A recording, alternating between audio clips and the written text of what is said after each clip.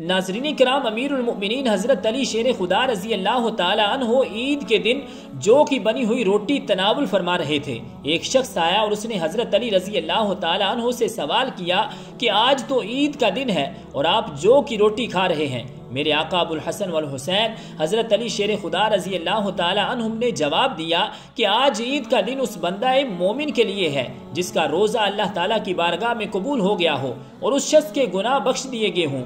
آج کا دن بھی ہمارے لیے عید کا دن ہے اور ہر وہ دن ہمارے لیے عید کا دن ہے جس دن ہم کوئی کام گناہ کا نہ کریں۔ امیر المؤمنین حضرت عمر فاروق اعظم رضی اللہ تعالی عنہ نے عید کے دن اپنے بیٹے کو پرانی قمیص پہنے دیکھا تو رو پڑے۔ بیٹے نے عرض کیا، ابا جان آپ کس لیے روتے ہیں؟ حضرت عمر فاروق اعظم رضی اللہ تعالی عنہ نے فرمایا، میرے بیٹے مجھے اندیشہ ہے کہ آج عید کے دن جب لڑکے تجھے اس پھٹے پرانے لباس میں دیکھیں گے تو تیرا دل ٹوٹ جائے گا۔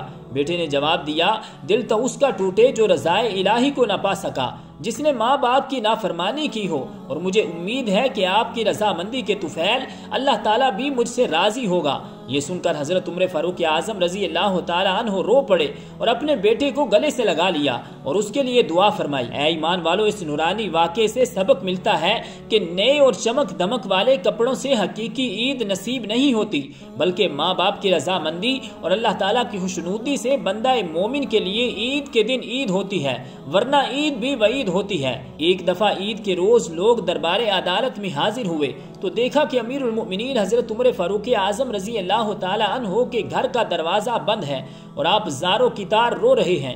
لوگوں نے حیران و پریشان ہو کر عرض کیا، یا خلیفۃ المسلمین، آج تو عید کا دن ہے، آج تو مسرت و شادمانی اور خوشی کا دن ہے، یہ عید کے دن رونا کیسا؟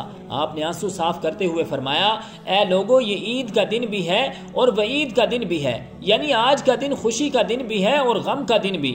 آج جن لوگوں کے نماز روزہ مقبول ہو گئے ان لوگوں کے لیے تو آج عید کا دن ہے، اور جن لوگوں کی نماز روزہ رد کر کے ان کے منہ پر مار دیے گئے ہیں ان لوگوں کے لیے تو آج کا دن وعید یعنی غم کا دن ہے۔ اور میں تو اس خوف سے رو رہا ہوں کہ مجھے معلوم نہیں کہ میں مقبول ہوا ہوں یا رد کر دیا گیا ہوں۔ اے ایمان والو، خوب غور کرو اور ذرا سوچو کہ حضرت عمر فاروق اعظم رضی اللہ تعالی عنہ ان 10 صحابہ کرام میں سے ہیں جن کو ہمارے آقا صلی اللہ علیہ وآلہ وسلم نے اپنی حیات ظاہری میں ہی جنت کی بشارت عطا فرما دی تھی، جن کی مبارک جماعت کو عشرہ مبشرہ کہا جاتا ہے۔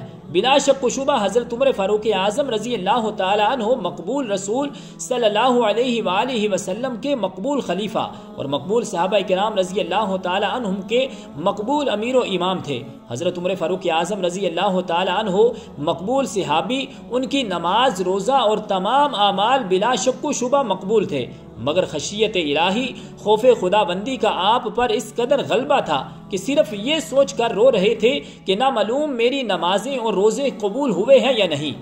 عید کے دن حضرت عمر فاروق اعظم رضی اللہ تعالی عنہ کی گریہ و زاری صرف اور صرف خشیت الہی اور خوف خدا بندی کے غلبہ کی وجہ سے تھی، ورنہ آپ مقبول اور آپ کی نمازیں اور روزے اور جملہ اعمال مقبول تھے۔ اور ایک ہم مسلمان ہیں کہ نہ نماز کی پابندی ہے اور نہ روزوں کا ادب و احترام، تو مقبول ہونا تو بہت دور کی بات ہے، مگر عید کی تیاری پورے ماہ رمضان شریف کرتے ہیں اور چمک و دمک والے کپڑے پہننے کو ہم نے عید سمجھ رکھا ہے۔ بلند پایا بزرگ، بڑے نیک و پرہیزگار مسلمانوں کے بادشاہ امیر المؤمنین حضرت عمر بن عبدالعزیز رضی اللہ تعالی عنہ کی بیٹیاں عید سے ایک دن قبل آپ کی خدمت میں حاضر ہوئیں اور عرض کرنے لگیں، اے ابا جان، کل عید کا دن ہے، ہم کون سے کپڑے پہنیں گی؟ آپ نے فرمایا، یہی کپڑے جو تم نے پہن رکھے ہیں انہیں دھو کر آج صاف کر لو، کل عید کے دن پہن لینا۔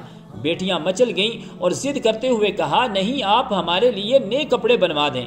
حضرت عمر بن عبدالعزیز رضی اللہ تعالی عنہ نے فرمایا، میری بیٹیوں، عید کا دن اللہ تعالیٰ کی عبادت و بندگی کرنے کا اور اللہ تعالیٰ کا شکر ادا کرنے کا دن ہے، نئے کپڑے پہننا ضروری تو نہیں۔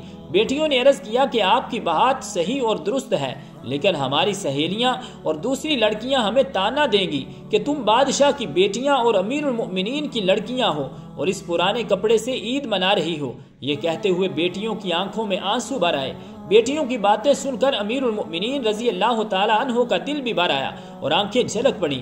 آپ نے خازن کو بلا کر فرمایا مجھے میری 1 ماہ کی تنخواہ پیشگی دے دو۔ خازن بڑے نیک اور پرہیزگار تھے۔ عرض کیا حضور کیا آپ کو یقین ہے کہ آپ 1 ماہ تک زندہ رہیں گے یا نہیں؟ یہ الفاظ سن کر حضرت عمر بن عبدالعزیز رضی اللہ تعالی عنہ اشکبار ہو گئے اور اہلیہ سے کہا کہ ہمارے بچوں کو بہشت میں عمدہ پوشاک ملے گی، اس لیے یہاں عمدہ لباس کی ضرورت نہیں ہے۔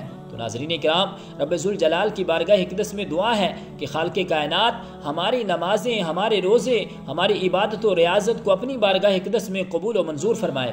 آمین بجاہ النبی الکریم الامین۔